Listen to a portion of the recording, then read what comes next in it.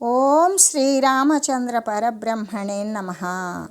ఓం నమో వశిష్ఠ విశ్వామిత్ర వ్యాస వాల్మీకి సుఖాదిభ్యః. ఓం శుక్లాంబరధరం విష్ణుం శశివర్ణం చతుర్భుజం ప్రసన్నవదనం ధ్యాయేత్ సర్వవిఘ్నోపశాంతయే. ఓం నమో బ్రహ్మాదిభ్యో బ్రహ్మ విద్యా సంప్రదాయ కర్తృభ్యో వంశ ఋషిభ్యో మహద్భ్యో నమో గురుభ్యః. ఓం శ్రీరామో రామభద్రశ్చ రామచంద్రశ్చ శాశ్వతః రాజీవలోచన శ్రీమాన్ రాజేంద్రో రఘుపుంగవః. శ్రీ యోగ వాసిష్టము ఉపశమ ప్రకరణము. అయితే ఓ రామ, తల్లిదండ్రుల చేత ఏర్పాటు చేయబడినటువంటిది ఆపాదమస్తకము కూడా ఈ దేహమే నేను అని జనించేటువంటి అజ్ఞాన దృష్టి వలన కలిగేటువంటి నిశ్చయం ఏదైతే ఉంటుందో ఇది బంధాన్నే కలగజేస్తూ ఉంటుంది. అంతేకాదు దేహేంద్రియాలు అన్నింటికంటే కూడా చివరకు వెంట్రుక యొక్క చివర భాగం కంటే కూడా సూక్ష్మమైనట్టి శుద్ధ చైతన్యం ఏదైతే ఉన్నదో అది నేనే అని రెండవది అయినటువంటి సత్పురుషుల యొక్క నిశ్చయం ఏదైతే ఉంటుందో అది మోక్షాన్ని కలగజేస్తూ ఉంటుంది.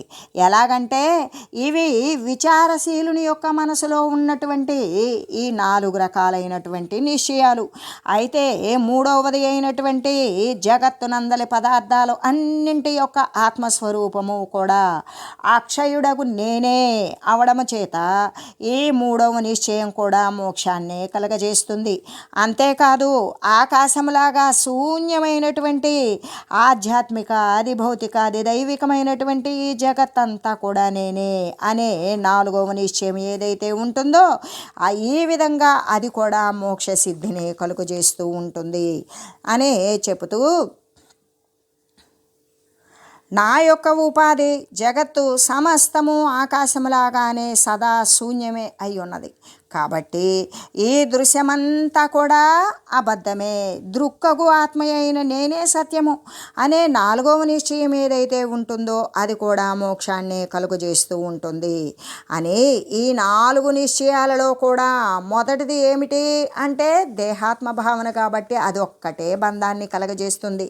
తక్కిన 3 కూడా శుద్ధమైనటువంటి భావనచే కలిగి ఉండడం వలన అవన్నీ కూడా మోక్షాన్నే కలగజేస్తూ ఉన్నాయి. కాబట్టి ఓ మహామతి అయినటువంటి ఈ జగత్తంతా కూడా ఆత్మస్వరూపుడనకు నేనే అనేటువంటి నిశ్చయాన్ని అవలంబించి ఉండడం వల్ల నా చిత్తము ఎప్పుడూ కూడా బాధను పొందకుండానే ఉన్నది అని చెబుతూ, అంతేకాదు అంతటా కూడా అంటే ప్రక్కల పైన పార్శ్వముల యందు క్రింద సర్వము కూడా ఆత్మ యొక్క మహిమే వ్యాపించి ఉన్నది. కాబట్టి ఈ సమస్తము కూడా ఆత్మయే అనే నిశ్చయం అంతఃకరణము కలిగి ఉన్నట్లయితే జీవుడు ఎప్పటికీ కూడా బంధమునందు తగులుకొనడు అని చెబుతూ, అంతేకాక సర్వాధిష్టానమైనటువంటి ఆత్మ ఏదైతే ఉన్నదో ఆయా మతవాదుల చేత శూన్యమని, ప్రకృతి అని, మాయ అని, బ్రహ్మమని, విజ్ఞానమని,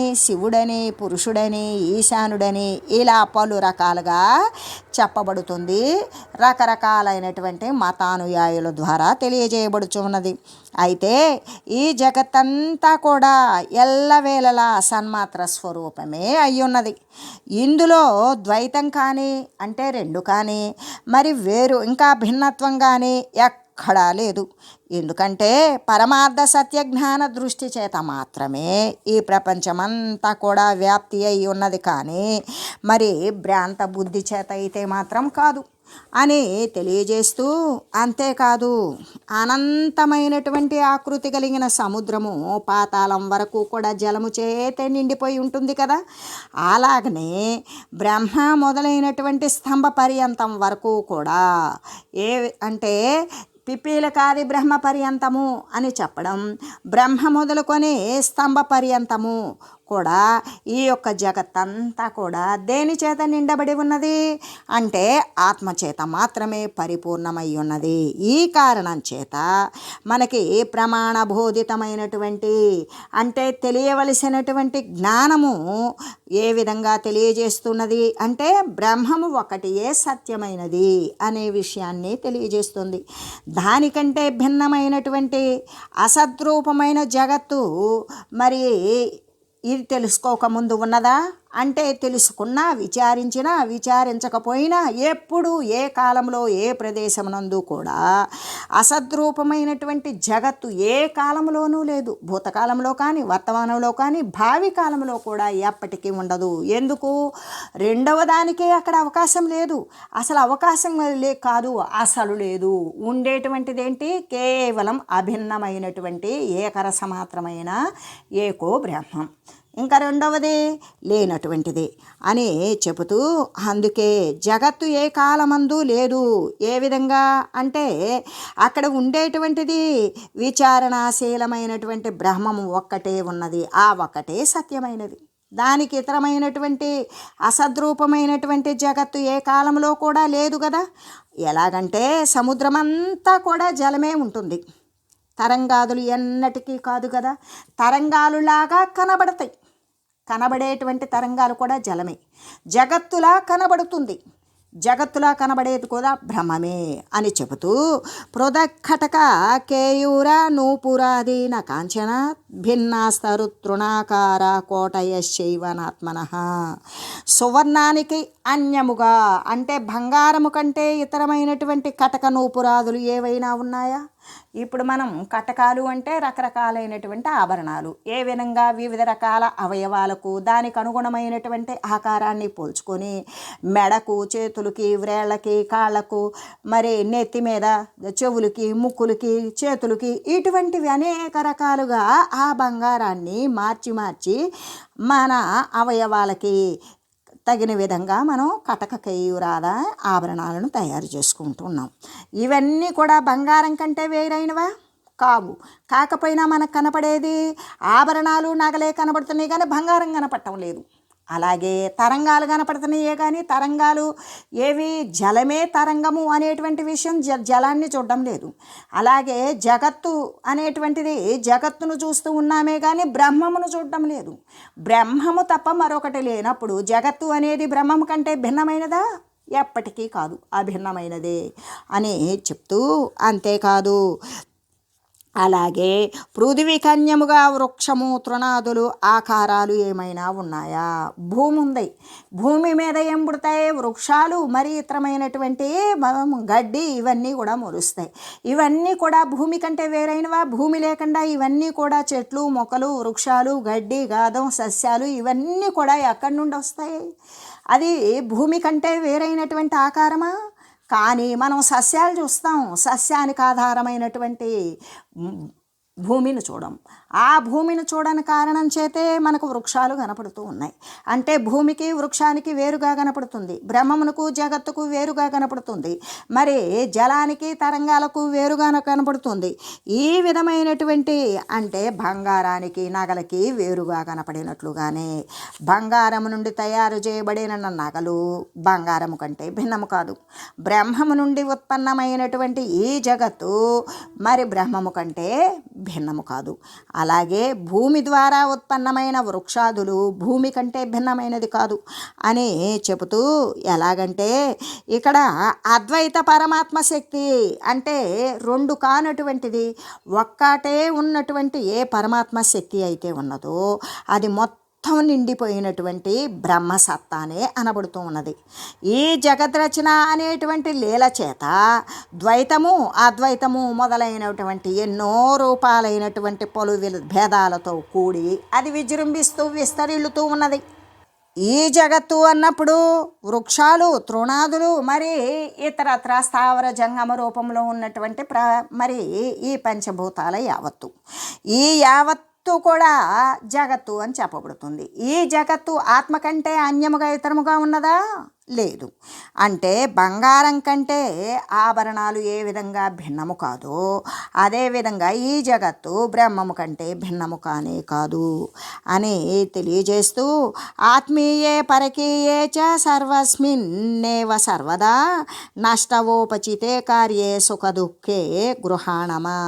కాబట్టి ఓ రామ, మరి స్వీయమైన, పరకీయమైన, పుత్రులు, మిత్రులు మొదలైనటువంటి భావనా సహితమైన ఈ జగత్తంతా కూడా వృద్ధి పొందినప్పటికీ లేక నశించిపోయినప్పటికీ జ్ఞానస్వరూపుడవగు నీవు సుఖదుఖాలను పొందవలసిన అవసరం ఏమున్నది? నువ్వు అసలు ఎటువంటి సుఖాన్ని దుఃఖాన్ని నీ మానసికంగా పొందకుండా ఉండు. ఎందుకు? నీ స్వంతదైనా ఇతరమైనటువంటి నీ పుత్రులైనా నీ మిత్రులైనా ఇతరమైనటువంటి పుత్రులైనా మిత్రులైనా అంటే మనవారైనా పరవారైనా ఎవరైనా సరే ఈ పుత్రులు మిత్రులు కలత్రములు మరి ధనాదులు సంపదలు ఇవన్నీ కూడా భావముతో కూడుకొని ఉండడం వల్లనే ఈ జగత్తంతా కూడా వృద్ధి పొందింది.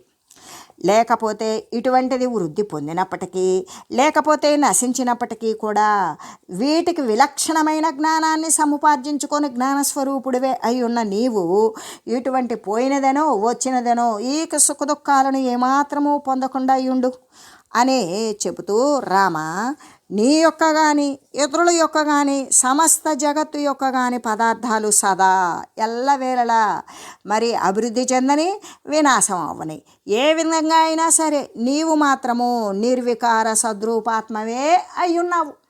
కాబట్టి ఎటువంటి దుఃఖాలను కూడా గ్రహించకు. భావాద్వైత ముపాశ్రిత్య సత్వాద్వైత మయాత్మక కర్మాద్వైతమనాధృత్య ద్వైతాద్వైతమయో భవ. అద్వైత సత్తామయుడవై ఏ విధంగా వ్యవహార కాలమందు భావము చేత అద్వైతాన్ని ఆశ్రయించి నువ్వు ఎలా ఉన్నావు?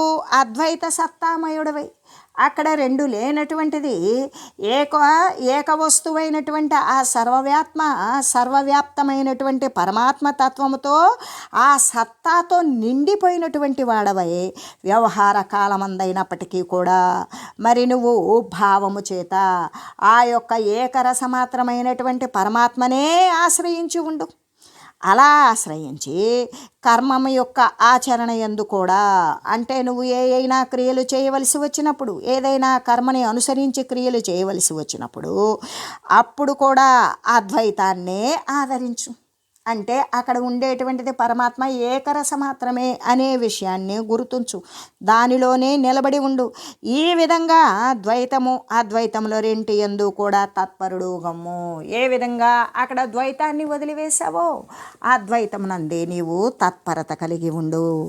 ఎలాగంటే నీవు పరమార్థమున అద్వైతాత్మ సత్తామయుడువై వ్యవహార కాలమందైతే భావమందు అద్వైతమునందే ఆశ్రయించియుండు. అలాగా ఆశ్రయించి కర్మయందు ఏం చేస్తావు? అద్వైతాన్ని ఆదరించవద్దు. ఏ విధంగా అంటే కర్మ చేసేటప్పుడు అద్వైతమున కర్మమే సిద్ధించదు. కాబట్టి అక్కడ ఉండేటువంటి ఒక్క పారమార్థికమైనటువంటి పరమాత్మతత్వమయందు మరి అక్కడ కర్మ అనేటువంటిది సిద్ధిస్తుందా? లేదు. కాబట్టి అద్వైతమునందు నీవేం చేస్తావు అంటే కర్మ సిద్ధించదు. కాబట్టి ధర్మస్థాపన రూప లోకోచితమైనటువంటి కార్యాలకు ద్వైత రూప కర్మనే ఆశ్రయించు అని చెబుతూ ఈ ప్రకారంగా నీవు మరి కర్మలో అనుసరించేటప్పుడు ద్వైత భావముతోటి అంతేకాదు నీవు విచారణ తత్పరుడివై అద్వైతముతో నిండిపోయి ఉండు అనే చెబుతూ భవభూమిషు భీమాసు భావనా వాచ్యయ మా పతతోత్పాతపూర్ణాసు దరీష్వంతః కరీయధ. అశుభమైనటువంటి నిమిత్తాల చేత పూర్ణమై నిండిపోయి భయంకరములైనటువంటి సంసార భూగర్తములందు ఈ సంసారము అనబడేటువంటి భూమి లోపల ఉన్నటువంటి గుంటల యందు ఏనుగులాగానే నీవు కూలకుండా ఉండు. ఏ విధంగా అంటే ఏనుగు భూగర్తాలు అంటే ఏనుగు ఏ విధంగా అంటే అది చాలా సూక్ష్మమైనది.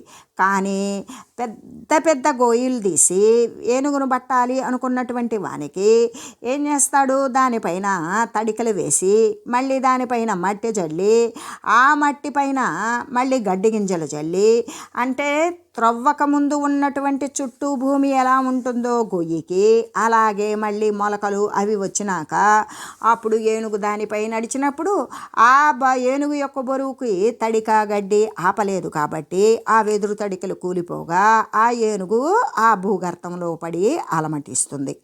అట్లా నీవు కూలకు ఎందుకు? అశుభ నిమిత్తములైనా అంటే ఓ రామ నీవు క్రియలయందు మాత్రమే ద్వైతాన్ని ఆశ్రయించు. భావమునందు మాత్రము ఎప్పటికీ నీవు ద్వైతాన్ని ఆశ్రయించవద్దు. అంటే ఇక్కడ భావం యొక్క అద్వైత భావన అనేటువంటి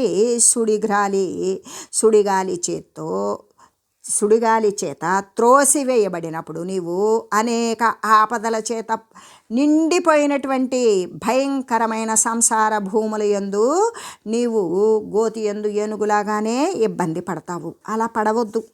అందుకే భావన యందు మాత్రమే నీవు మరి ద్వైతాన్ని ఎప్పటికీ ఆశ్రయించవద్దు. భావమునందు ఎల్లప్పుడూ అద్వైత భావంతోనే ఉండు. క్రియాసహితుడు అయినప్పుడు మాత్రమే నీవు ద్వైత భావాన్ని ఆశ్రయించు. ఆ విధంగా ఉన్నప్పుడు మాత్రమే నీవు భూగర్తమున భూమి యొక్క గోతుల్లో ఏనుగు కూలబడి బాధపడేలాగా నీవు అట్లా బాధపడకూడదు అని చెబుతూ, అంతేకాదు మహాత్ముడవగు ఓ రామ, ద్వైతము పరమార్థమందు సంభవము కానే కారదు. ఎందుకు? పరమాత్మతత్వమునందు రెండవది ఉన్నదా? పుట్టదు, లేదు. ఎలాగంటే చిత్తము చేత కల్పించబడినదే కానీ ద్వైతం అనేది యథార్థముగా అయితే లేనిదే అవుతుంది. మరి ఈ ప్రపంచమున ద్వైత ఐక్యములు రెండు ఉన్నవా? అంటే ద్వైతము అద్వైతము అనేటువంటివి రెండు ఉన్నవా? ఒకటి రెండు అనేటువంటివి ఉన్నవా? లేవు కదా, రెండూ లేవు. ఏ విధంగా? ద్వైత్యము ఐక్యము అంటే ఈ ద్వైతాైక్యములు ఏకము ఒకటి, ఒకటి రెండు అంటే అద్వైతము ద్వైతము అనేటువంటి రెండూ లేవు. కాబట్టి మహాత్ములు సంఖ్యారహితమును అద్వైతమును అంటే దీనిని ఇక సంఖ్య అనేటువంటిది లేదు, సంఖ్య నశించిపోయింది.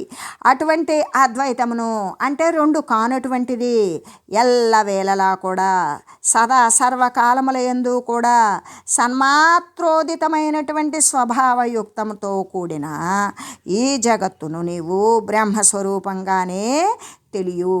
ఈ విధంగా బ్రహ్మస్వరూపంగానే చెప్పి ఉన్నారు వాళ్ళు. నైవాహమస్తి నచనామా జగంతి సంతి సర్వంచ విద్యత ఇదం నను నిర్వికారం విజ్ఞానమాత్రం అవభాసత ఏవ శాంతం నాసన్న సజ్జగదిదిం చ సదేతి విద్ధి. కాబట్టి ఓ రామ, యథార్థముగా దేహాది సంఘాతి రూపులగు అస్మదాదులు కానీ ఈ జగత్తు కానీ ఏమీ లేదు. ఏది? అస్మదాదులు అంటే మనవారైనటువంటి దేహ సంబంధమైనటువంటి మనవారు కానీ మరి ఈ జగత్తు కానీ ఏమైనా ఉన్నదా అంటే ఏదీ లేదు. నిర్వికారమైనటువంటి బ్రహ్మము మాత్రమే ఉన్నది. బ్రహ్మమునికి ఏమైనా ఆకార వికారాదులు ఉన్నాయా? లేవు. కేవలము ఏ విధంగా ఉన్నది? విజ్ఞానము మాత్రమే అక్కడ భాషిస్తూ ఉంది. అక్కడ ఉండేటువంటిది తెలుసుకొని అనుసరించి అనుభూతి చెందేటువంటి విజ్ఞానం మాత్రమే అక్కడ కనపడుతూ ఉన్నది. ఈ జగత్తు సత్తు కాదు. పోనీ సత్తు కాదు కదా, అసత్తా అంటే అసత్తు కూడా కాదు. అంతా కూడా సన్మాత్ర బ్రహ్మము కానే నీవు ఎరుగుము. ఓ రామచంద్ర, వాస్తవంగా అస్మదాదుల యొక్క దేహాదులు కానీ ఈ జగత్తు కానీ ఏమైనా ఉన్నవా అంటే ఏమీ లేవు. నిర్వికారమైనటువంటి బ్రహ్మము మాత్రమే ఉన్నది. కేవలము విజ్ఞానం మాత్రమే భాషిస్తూ ఉన్నది. ఈ జగత్తంతా కూడా, ఈ జగత్తు అంటే దృశ్యమే కదా, మరి ఈ దృశ్యము అనేటువంటిది సత్తు కాదు కదా. సత్తు కాదు అంటే మరి ఇది అసత్తా అంటే అసత్తు కూడా కాదు, సత్తు కాదు అసత్తు కాదు. సమస్తము కూడా సన్మాత్ర బ్రహ్మముగానే నీవు తెలియు. దానిని గురించి సన్మాత్ర బ్రహ్మముగానే చెప్పి ఉన్నారు. కాబట్టి నీవు కూడా అంత సన్మాత్ర బ్రహ్మముగానే నీవు తెలియము. పరమమృత మనాద్యం భాన పరమమృతమద నాద్యం భాష సంసర్వ భాష మజరమజమర్చింత్యం నిష్కళం నిర్వికారం విగతకరణజాలం జీవనం జీవశక్తే సకల కలన హీనం కారణం కారణానాం. అయితే ఓ రామ, ఇది ఏ విధంగా ఉన్నది అంటే సర్వోత్తమమైనటువంటి, ఏ విధంగా అంటే సర్వము కంటే కూడా ఉన్నతమైనటువంటిది, ఉత్తమమైనది. అంతేకాదు ఇది ప్రమాణ సిద్ధమైనది. ప్రమాణముల చేత రుజువుల చేత నిరూపించబడి సిద్ధించబడినది. పోనీ ఎటువంటిది ఇది అంటే దీనికి ఎక్కడిది? అనాదియు అంటే దీనికి ఆది ఉన్నదా? లేదు. దీనికి ప్రారంభ కాలం ఏమిటి అనేది తెలియదు. అంటే ఏ విధంగా ఈ సన్మాత్ర బ్రహ్మము అనేటువంటిది సర్వము కంటే ఉత్తమమైనది, ఉన్నతమైనది, ప్రమాణ సిద్ధమైనది, మరి ఆది అంతములు లేనటువంటిది, ప్రకాశాలు అన్నింటికంటే కూడా ప్రకాశించేటువంటిది, ఇది పుట్టనటువంటిది. మరి దీనికి పుట్టుక ఉన్నది అంటే నాశం ఉంటుంది. ఇది ఎప్పటికీ పుట్టల. మరి దీనిని ఏ విధంగా చింతించాలి అంటే చింతనకు అందదు. అందుకే ఆలోచన రహితమైనది. ఏ విధంగా అంటే ఆలోచనలు నశించిన వెనుక ఉన్నటువంటి ఏదైతే ఉన్నదో అదే అచింత్యము. మరి ఇంకా ఇది ఎటువంటిది అంటే నిర్వికారమైనది, ఎటువంటి మార్పులకు లోనుగానటువంటిది, శాశ్వతమైనది, సదా ఏకరూపంగా పరిడి వెళ్ళుతూనే ఉన్నది. అంటే ఇంద్రియ సమూహ వర్జితమును, ఈ ఇంద్రియాలతో ఈ యొక్క మరి ప్రోధి చేయబడినటువంటి ఇంద్రియ సమూహాలతో కూడినటువంటిదా అంటే వాటికి ఆవల ఉన్నటువంటిది, అతీతమైనది, ఇంద్రియాలను వర్జించినటువంటిది అని చెప్తూ, అంతేకాదు ప్రాణశక్తికి ఆధారమైనటువంటిది, మరి సర్వకల్పన రహితమును. ఎన్ని కల్పనలు, ఊహలు, వర్ణనలు చేస్తే వాటి అన్నింటినీ కూడా రహితము చేసుకున్నటువంటి వానికి మాత్రమే గోచరపడుతుంది. అంతేకాదు కారణమును. వీటన్నింటికీ కూడా అది కారణాలు ఉంటాయి, కానీ ఆ కారణాలకు కూడా కారణమైనటువంటిది అంటే నిత్యోదయ స్వభావము, ఎల్లవేళలా కూడా స్థిరముగా మరి అలా శాంతించి శీతలముగా పరమశీతలంగా ఉండేటువంటిది, శాశ్వతమైనటువంటిది, ఎల్లవేళలా సిద్ధించినటువంటి స్వరూపము అని చెబుతూ, సతతముదితమీశం వ్యాతతే చిత్ప్రకాశే స్థితమవ భవబీజం స్వాత్మ భావోపదేశం స్వదనమను చితోంతర్బ్రహ్మ సర్వం సదైవ త్వమహమపి జగచ్చేత్యస్తుసే నిశ్చయంతః. అంతేకాదు ఇది ఎలాంటిది అంటే సర్వవ్యాపకత్వాన్ని కలిగి ఉన్నది. చిత్ప్రకాశమునందున్న అంటే నేత్రముల యొక్క ఇంద్రియాలకు, వాటి యొక్క అనుభవాలకు కూడా మూలభూతమైనటువంటిది. అంతేకాదు స్వస్వరూపానుభవము చేత, వాని యొక్క స్వాత్మ సాక్షాత్ సందర్శనము చేత ఉపదేశించడానికి యోగ్యమైనది అయి ఆంతరికమైన ఆనందైక రస బ్రహ్మమే ఈ జగత్తు యొక్క మన యొక్క యథార్థ స్వరూపము అని రామ నీవు నీ అంతఃకరణమునందు ఈ విధంగా నిశ్చయము చేసుకో అని చెబుతూ, కాబట్టి రామ ఇది ఎలాంటిది అంటే సర్వోత్తమమైనది, అమృతప్రాయమైనది, అమృతమై ఆనందరహితమై ప్రకాశాలు అన్నింటినీ కూడా, ఏది ప్రకాశించే వస్తువులు ఉన్నవో వాటిని కూడా ప్రకాశింపజేసేటువంటి స్థితి కలిగి ఉన్నది. కైవల్యము లేనిది అంటే ఇక్కడ శైఫల్యము, ఎటువంటి మార్పులు లేనటువంటిది, జన్మరహితమై ఎటువంటి జరామరణాలు కూడా లేనటువంటిది, ఆకారము లేనిది, అచింత్యమై అంటే చింతించడానికి కూడా సఖ్యము కాకుండా, అంటే దృశ్య కళా వర్జితమై ఏ విధంగా గుర్తించాలి అంటే గుర్తించడానికి సాధ్యము కానిది, ఏ మార్పులకు లోబడక, ఏ ఆకారాలతో కూడా ఆశ్రయించక, ఇంద్రియ మొదలైనటువంటి కరణ సమూహ శూన్యమై, ఇక్కడ ఇంద్రియ అవయవాలు అనేటువంటి సమూహాలు నశించిపోయి ప్రాణశక్తికి, అంతేకాదు నిమిత్తభూతమై సకల కల్పనారహితమై కారణాలకు కూడా కారణమై శాశ్వతమై నిత్యోదయ రూపమై ఈశ్వర స్వరూపమై వ్యాపక చిత్ప్రకాశముగా ఉన్నట్టి, ఇక్కడ నేత్రాలు మొదలైనటువంటి సమస్త అనుభవాలకు కూడా మూలభూతమై ఉన్నది. కాబట్టి దానిని చిత్ప్రకాశమున అని చెబుతూ, అంతేకాదు స్వాత్మభావము అంటే స్వస్వరూప స్థితి యొక్క చేతనే ఉపదేశింపదగినది అయి సార్వత్రికమైనటువంటి ఆనందైక రస స్వరూపమైనట్టి బ్రహ్మమే సదా నీవు నేను కూడా. అంతేకాదు సమస్త జగత్తు కూడా ఆనందైక రస స్వరూపమైన బ్రహ్మమే అయి ఉన్నాం. అంటే నీవు నేను సమస్త జగత్తు కూడా ఆ బ్రహ్మస్వరూపమే అయ్యున్నాం. అంటే నీ యొక్క కానీ నా యొక్క కానీ ఈ సమస్త జగత్తు యొక్క యథార్థ స్వరూపము అంటే ఏమైనా ఉన్నదా అంటే ఆ బ్రహ్మమే ఉన్నది అనేటి నిశ్చయము నీ అంతఃకరణమున స్థిరపడి ఉండుగాక అనే చెబుతూ, అంతేకాదు శ్రీ వశిష్ఠ మహర్షి ఉపశమ ప్రకరణమునందు ఈ తృష్ణా విచ్ఛేదోపదేశాన్ని గురించి తెలియజేస్తూ ఇంకా ఈ విధంగా అంటూ ఉన్నారు. యుక్తాశయానాం మహతానాం కుదృష్టిభిః స్వభావోయం మహాబాలో లీలయా చరతామిహ. ఎలాగంటే, ఓ రామ, సమాహిత చిత్తులను కామము లోభము మొదలైనటువంటి దుర్గుణాల చేత మరి అదూషితులను లీలా మాత్రమున ఈ ప్రపంచమున విహరించువారు ఆకు మహాత్ముల యొక్క స్వభావాన్ని గురించి నేను తెలియజేస్తాను, నువ్వు విను. ఎలాగంటే, మహాబాహు అయినటువంటి రామ, ఆత్మజ్ఞానముతో కూడుకొని ఉన్నట్టి చిత్తము గలవారు, కామము క్రోధము లోభము మొదలైనటువంటి చెడు దృష్టులతో దూషితులు కానివారు లీలాపూర్వకంగా ఈ ప్రపంచమున విహరించేవారు అయిన మహాత్ముల యొక్క స్వభావాన్ని గురించి నేను నీకు తెలియజేస్తాను, విను.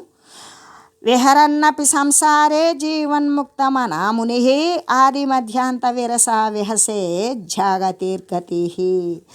ఈ ప్రపంచమున చరించేటువంటి జీవన్ముక్తుడగు ముని ఆది మధ్యము అంతరమునందు కూడా రసహీనములకు సాంసారిక గతులను గురించి హసిస్తాడు, అంటే నవ్వుతాడు.